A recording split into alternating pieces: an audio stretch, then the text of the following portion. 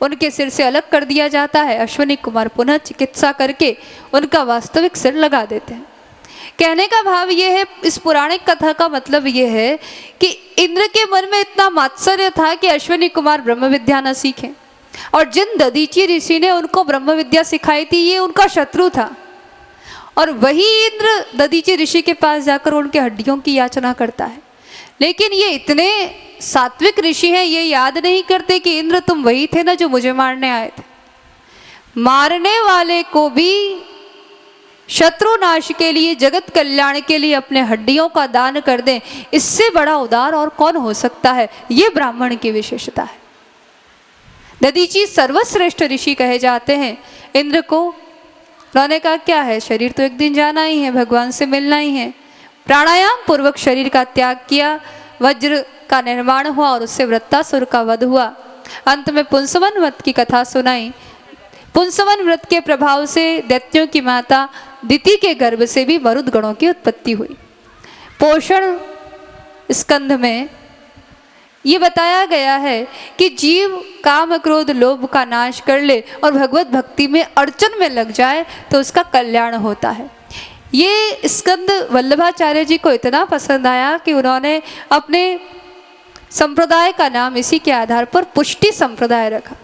जीव को पुष्टि की प्राप्ति होनी चाहिए, उसका पोषण होना चाहिए, और वो भगवान की शरणागति से ही संभव है। सप्तम स्कंद में प्रहलाद का चरित्र है। उतयः कर्म वासना, जीव में वासना रहती है, उसीलिए उसको संसार में बार बार आना पड़ता है। ये वासनाएं 3 प्रकार की है, सद्वासना, असद्वासना और मिश्र वासना। परीक्षित जी ने प्रश्न किया कि एक बात समझ में नहीं आती, भगवान हमेशा देवताओं का पक्ष लेते हैं और असुरों का संहार करते हैं, दैत्यों का विरोध करते हैं, ऐसा कैसे? तो सुखदेव जी कहते हैं यही प्रश्न तुम्हारे पूर्वज युधिष्ठिर जी के मन में आया था जब भगवान ने शिशुपाल का वध किया और शिशुपाल की ज्योति भगवान में समाहित हुई।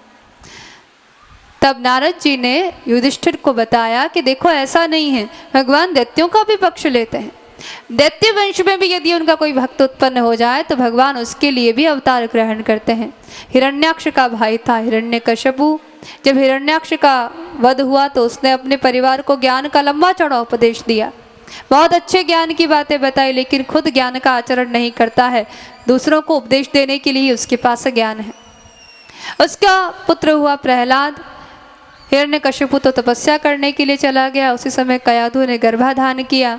इंद्र कयाधु का वध करना चाहता था। एक हिरण्यकश्यपु से तो हम इतने दुखी हैं, न जाने इसका ये बीज कैसा होगा। तब नारद जी ने बीज बचाव किया, कयाधु को अपने आश्रम में ले आए। नारद कुंड जो गिरिराज जी की तलहटी में है, वहीं पर प्रहलाद जी को और कयाधु को रखा। कयाधु को ज्ञान का उपदेश दिया। गर्भस्थ प्रहलाद जी ने भी वो ज्ञान का उपदेश सुना और गर्भ में ही वे ज्ञानी और भक्त हो गए। हिरण्यकश्यप के आने के बाद कयाधु का प्रसव हुआ, प्रहलाद का जन्म हुआ। हिरण्यकश्यपु ब्रह्मा जी से वरदान प्राप्त करके आया था कि आपकी सृष्टि के किसी प्राणी से, नर से, वानर से, दैत्य से, गंधर्व से, किसी से मैं मारा न जाऊं। दिन में नहीं, रात में नहीं, घर में नहीं, बाहर नहीं, सुबह नहीं, शाम नहीं, अस्त्र से नहीं, शस्त्र से नहीं, किसी से मारा न जाऊं। ब्रह्मा जी को वरदान देना था, तपस्या के कारण पूरी त्रिलोकी जल रही थी। ब्रह्मा जी ने कहा हम वरदान देते हैं और इसको मारने की व्यवस्था भगवान स्वयं करेंगे।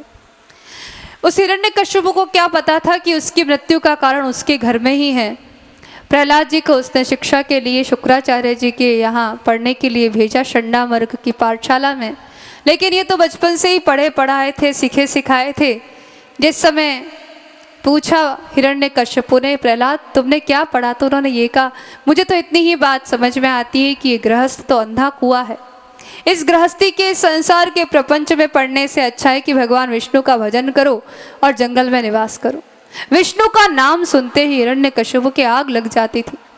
उन्होंने प्रहलाद को मारने के बहुत यत्न किए, पर्वतों से गिराया, हाथी के नीचे कुचलवाया, होलिका के द्वारा जलवाया, लेकिन प्रहलाद जी पर कोई प्रभाव नहीं पड़ा क्योंकि उन्हें नारायण का स्वरूप सब जगह नजर आता था।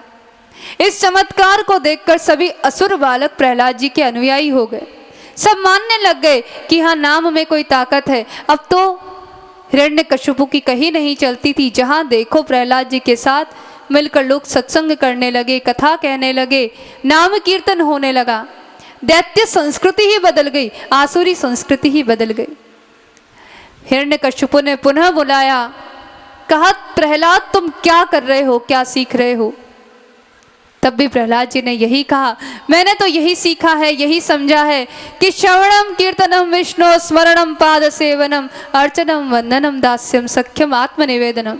नवधा भक्ति पूर्वक भगवान विष्णु का भजन करो।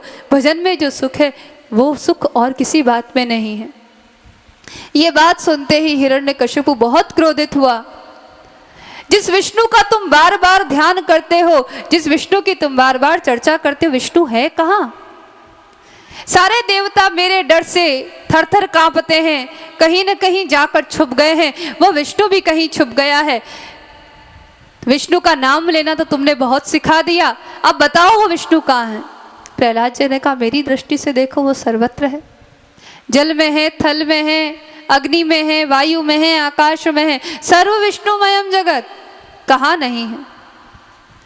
क्रोध में पिंड के समान धधकते हुए अंगारे जैसे हिरण्यकशिपु ने पूछा, क्या इस खम्भे में है तेरा विष्णु?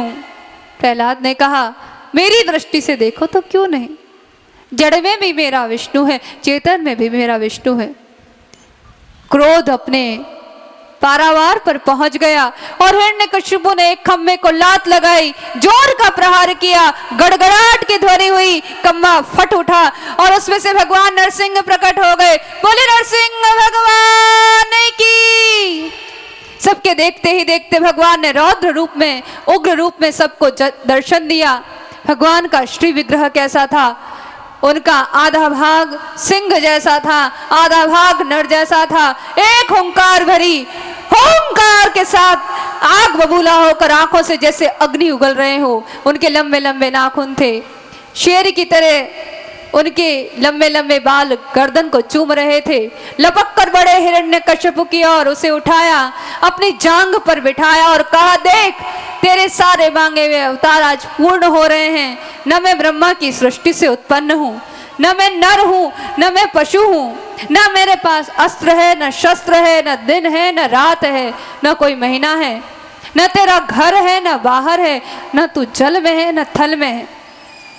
मैंने अपनी जंगा पे तुझे स्थापित किया है। ये तेरी देहरी है, ठीक संध्या का समय है और अपने तीखे नाखूनों से मैं तेरा पेट चीर रहा हूँ। भगवान ने नाखूनों से हिरण्यकशिपु का पेट चीर डाला, उसकी आंतों को निकाल लिया और आंतों की माला धारण की, आंत्रमाली कहलाए। बोले नरसिंह भगवान की।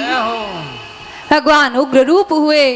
भगवान ने उस असुर का संहार किया, उसके सिंहासन पर स्वयं विराजमान हुए, प्रहलाद को गोद में बिठाया, बड़ा दुलार किया। इतने समय तक तुझे कष्ट भोगना पड़ा, मुझे आने में विलंब हुआ, क्षमा करना। भगवान की उस उग्रता को शांत करने का सामर्थ्य किसी भी देवता में नहीं था।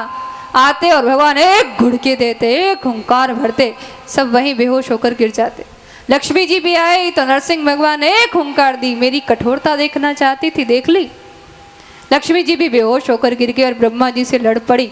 आप तो उल्टे सीधे वरदान देते हो, मैं तो समझ ही नहीं पाई कि ये मेरे पति हैं कि कौन है। ऐसा भयानक रूप इनका।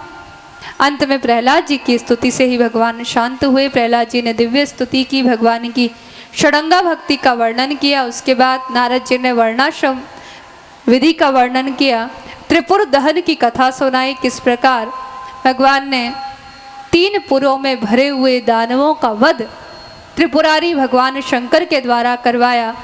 बोले त्रिपुरारी स्वामी की। वर्णाश्रम विधि का वर्णन किया। सप्तम स्कंद में कर्म वासना की कथा है। अष्टम स्कंद मनवंतर लीला है। भगवान अलग अलग मनवंतरों में अवतार ग्रहण करके सद्धर्मों की रक्षा करते हैं। पहले चाक्षुष मनवंतर में भगवान गजेंद्र के उद्धार के लिए श्री हरि बनकर आते हैं। गजेंद्र की पुकार पर आते हैं, ग्राहक को पहले चक्र के द्वारा उसका भेदन करते हैं, क्योंकि जो भक्त का चरण पकड़ता है, जो दासानुदास बनता है, उसका पहले उद्धार होता है। सद्धर्म की रक्षा है शरणागत की पुकार पर तुरंत आना। तो शरणागत की रक्षा, जो भगवान को पुकारे उसकी रक्षा, ये सद्धर्म है। इसका प्रतिनिधित्व करने वाले श्री हरि हैं, तो गजेंद्र मोक्ष की कथा पहले सुनाई गई। इसके बाद समुद्र मंथन की कथा सुनाई गई। दुर्वासा ऋषि के श्राप के कारण स्वर्ग की संपत्ति नष्ट हो जाती है। सब देवता भगवान की शरण में जाते हैं, तो भगवान कहते हैं कि देखो तुम बार बार मेरी शरण में आते हो, लेकिन कुछ पुरुषार्थ तुमको भी करना चाहिए। तुम देवता हो, दिव्य गुण हो, लेकिन जब तक सत्कर्मी लोग, सात्विक लोग भी पुरुषार्थ नहीं करेंगे तो वो आसुरी शक्तियों पर विजय कैसे प्राप्त करेंगे। समुद्र मंथन करो। देवता और दैत्य मिलकर समुद्र मंथन करते हैं, उनमें से कई रत्न निकलते हैं। सबसे पहले विष निकलता है। कोई भी काम करने चलेंगे तो पहले कठिनाइयाँ, विघ्न, बाधाएं आएंगी, अपकीर्ति भी हो सकती है। उद्योग धंधा करने चलते हैं तो हानि होती है पहले। तो ये कठिनाइयाँ, ये विष हैं। पुरुषार्थ में सबसे पहले विघ्न आते हैं। तो विघ्न हरण मंगल करण महादेव जी हैं। विषपान महादेव करते हैं, नीलकंठ कहलाते हैं। बोले नीलकंठ भगवान की जय हो। यही महादेव जी की विशेषता है। समुद्र मंथन देवता कर रहे हैं, अमृत उनको चाहिए, लेकिन विष भगवान स्वीकार करते हैं। अकांड ब्रह्मांड क्षय चकित देवा सुर कृपा विधेयस्यासीदस्त्रिनयन विशन संरतवत स कल्माशक कंठे तवन कुरुते न श्रेयमहो विकारो पिश्लाग्यो भुवन भय भंग व्यसन। आपका ये नीलाकंठ भी आपकी सुंदरता को कम नहीं करता, क्योंकि संसार का भय दूर करने की आदत है आपको। भुवन भय भंग व्यसनिन भगवान नीलकंठ कहलाते हैं। उसके बाद उच्चैश्रवा घोड़ा, ऐरावत हाथी, कौस्तुभ मणि और सुरभि मैया, कामधेनु गाय, कल्प वृक्ष, अप्सराएं, ये सब समुद्र से प्रकट होते हैं। साक्षात भगवान महालक्ष्मी जी भी समुद्र से ही प्रकट होती हैं। लक्ष्मी जी को कौन नहीं प्राप्त करना चाहता, सब लक्ष्मी जी को रिझाना चाहते हैं, लेकिन लक्ष्मी जी नारायण का वर्णन करती है, नारायण के गले में ही वरमाला डालती है। बोले लक्ष्मी नारायण भगवान की जय हो। इसके बाद धन्वंतरी जी अमृत कलश लेकर प्रकट होते हैं। अमृत के लिए छीना झपटी होती है, असुरों के पास ये कलश चला जाता है, तो भगवान मोहिनी बनकर आते हैं, असुरों को छलते हैं और देवताओं को अमृत का पान कराते हैं। यहाँ सद्धर्म है दिव्य गुणों की रक्षा। देवता बने दिव्य गुण। यदि दिव्य गुणों को अमृत मिलेगा तो उससे संसार का कल्याण होगा। यदि आसुरी गुणों को अमृत मिल गया तो संसार का कल्याण नहीं हो सकता। तो सद्धर्म है दिव्यता की रक्षा, सद्गुणों की रक्षा। इसके बाद देवता अधिक बली हो जाते हैं, असुरों को हरा देते हैं। असुरों के राजा बलि सोचते हैं कि अब देवताओं को पुनः परास्त करने के लिए शक्ति का संग्रहण करें। शुक्राचार्य जी की मदद से वो तपस्या करते हैं। तपस्या से बल प्राप्त करके देवताओं को हरा देते हैं, लेकिन संकल्प भी करते हैं केवल पराक्रम से नहीं, मैं विधिवत इंद्रपद प्राप्त करना चाहता हूँ। तो वो यज्ञ का आयोजन करते हैं। देवताओं को परास्त देखकर मैया अदिति को दुख होता है। वो पयोव्रत का अनुष्ठान करती है। पयोव्रत के प्रभाव से भगवान उनके यहाँ वामन बनकर आते हैं। अब देखिए बलि जी यज्ञ का अनुष्ठान कर रहे हैं, सत्कर्म कर रहे हैं, इसलिए भगवान उनको मार नहीं सकते। भगवान कहते हैं ऐसे श्रेष्ठ भक्त के सामने तो मैं वामन हो गया, बौना हो गया, अब मुझे उसके सामने जाकर याचना ही करनी पड़ेगी। बलि के यज्ञ में जाकर भगवान 3 कदम धरती की याचना करते हैं। शुक्राचार्य जी रोकते हैं, तो तुमसे मांगने आया है वो साक्षात श्री हरि है, इनको मत दो वरना मुश्किल में पड़ जाओगे। तजो बलि गुरु भरत महतारी। बलि ने कहा यदि ये हरि है तो इनसे बड़ा पात्र कौन होगा दान का, साक्षात प्रभु मेरे सामने है। बलि संकल्प कर लेते हैं, 3 पग धरती का दान करते हैं। भगवान 2 पग में ही संपूर्ण ब्रह्मांड को नाप देते हैं और कहते हैं बलि तो मिथ्याचारी है, मैं 3रा कदम कहाँ रखूं। तो बलि कहते हैं आपने मुझसे सब कुछ छीना है, सर्व ग्रहण किया है, लेकिन अभी तक मुझे नहीं लिया। 3रा कदम मेरे सिर पर रखिए। सर्वस्व समर्पण करते हैं। महत्वपूर्ण बात है समर्पण, ये भगवान का विशेष धर्म है। यहाँ समर्पण भक्ति की भगवान रक्षा करते हैं। बलि आत्मनिवेदन भक्ति के आचार्य हैं। 9 भक्ति में से एक है आत्मनिवेदन, उसके आचार्य बलि जी हैं। वामन भगवान प्रसन्न होते हैं और सुतल का राज्य बलि को प्रदान करते हैं, उसके द्वारपाल बन जाते हैं। इसके बाद मत्स्यावतार की कथा है। सत्यव्रत मनु की रक्षा के लिए भगवान मत्स्य बनकर आते हैं और औषधियों सहित सप्तऋषियों की प्रलय काल में रक्षा करते हैं। ये मनवंतर लीला है। 9वां स्कंध है ईशानुक्रम। इसमें भगवान के भक्तों की और भगवान की स्वयं की कथा है। सूर्यवंश और चंद्रवंश का वर्णन है। पहले सूर्यवंश का वर्णन है। ब्रह्मा जी के पुत्र मरीचि, उनके पुत्र कश्यप, कश्यप के पुत्र आदित्य यानी सूर्य, विवस्वान, विवस्वान के पुत्र हुए वैवस्वत मनु। पुत्र बने उनके अंश से ही उत्पन्न हुए। वैवस्वत मनु, उनकी पत्नी श्रद्धा, इसीलिए वो श्राद्ध देव मनु कहलाते हैं। उन्होंने यज्ञ किया। उनके सबसे पहले पुत्र सुधम्न हुए, जो बाद में इला नाम से भी प्रसिद्ध हुए। रानी ने पुत्री की कामना की थी, इसलिए पहले पुत्री का जन्म हुआ। राजा पुत्र चाहते थे तो ऋषियों ने उन्हें पुत्र बना दिया, लेकिन अंबिका वन में जब प्रवेश किया तो पार्वती जी के श्राप के कारण ये पुनः स्त्री हो गए। बाद में मनु महाराज के 10 पुत्र और हुए। 10 पुत्रों में से एक जो प्रशग्र थे, उनके द्वारा अनायास ही सिंह के व्याज से शेर की आवाज़ सुनी, गाय को बचाने गए, लेकिन गाय की बजाय सिंह की बजाय गाय का वध हो गया, तो ये राज्य के अधिकारी नहीं हुए। इनके एक पुत्र शर्याती हुए, जिनकी कन्या सुकन्या हुई, जिनका विवाह च्यवन से हुआ। इन्हीं के वंश में आगे चलकर नभग हुए, जिनके पुत्र नाभाग हुए, और उनके ही पुत्र महाभागवत अम्बरीश जी हुए। अम्बरीश जी की विशेषता ये रही, ये भगवान के परम भक्त थे। भगवान का सुदर्शन चक्र इनकी रक्षा करता था। दुर्वासा ऋषि इनकी भक्ति की परीक्षा लेने के लिए आए। एकादशी का व्रत था, पारण के लिए दुर्वासा जी को आमंत्रित किया था। द्वादशी आने ही वाली थी, ये निर्जल व्रत किया करते थे। एकादशी का पारना द्वादशी में होना चाहिए। दुर्वासा जी नहीं आए तो केवल तुलसी दल ग्रहण करके पारना किया। इस बात से दुर्वासा जी कुपित हो गए। कृत्या को प्रकट किया तो सुदर्शन चक्र पीछे पड़ गया। भक्त की रक्षा भगवान करते हैं। दुर्वासा जी त्रिलोकी में घूम कर आए। ब्रह्मा जी ने, शंकर जी ने, किसी ने शरण नहीं ली। यहाँ तक कि वैकुंठ में चले गए तो भगवान ने भी कह दिया, अहम भक्त पराधीनो यह स्वतंत्र एवं द्विज साधुवीर ग्रस्त हृदयो भक्तिर भक्त जनप्रिय। मैं अपने अधीन नहीं हूँ, मैं भक्तों के अधीन हूँ। जाओ और अम्बरीश के पाँव पकड़ो। दुर्वासा जी ने अम्बरीश के पाँव पकड़े। वे तो भक्त हैं, बड़े दीन हैं। उन्होंने कहा, मैं तो साल भर से आपकी प्रतीक्षा कर रहा था, आइए और भोजन कीजिए। क्षमा कर दिया। भक्त का सबसे बड़ा गुण यही है।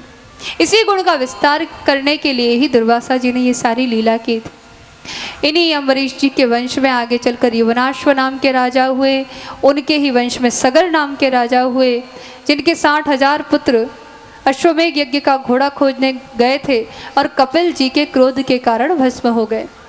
अपने वंशजों को सद्गति प्रदान करने के लिए सगर जी की दूसरी पत्नी केशनी के पुत्र असमंजस और उनके पुत्र अंशुमान ने बहुत बड़ी तपस्या की ताकि गंगा धरती पर आए, लेकिन वे सफल नहीं हुए। फिर दिलीप जी ने तपस्या की, वे भी सफल नहीं हुए। अंत में जब भागीरथ जी को राज्य मिला तो पहले उन्होंने विवाह भी नहीं किया, राज्य का भार भी ग्रहण नहीं किया, पहले तपस्या करने चले गए। उन्होंने तपस्या करके गंगा को प्रसन्न किया। गंगा प्रसन्न हुई। उन्होंने कहा, मैं धरती पर आने को तैयार हूँ, लेकिन 2 बातें हैं। एक तो मेरे वेग को सहन कौन करेगा, और जब मैं धरती पर आऊँगी तो अनेक पापी मुझ में स्नान करेंगे। मैं पाप से मैली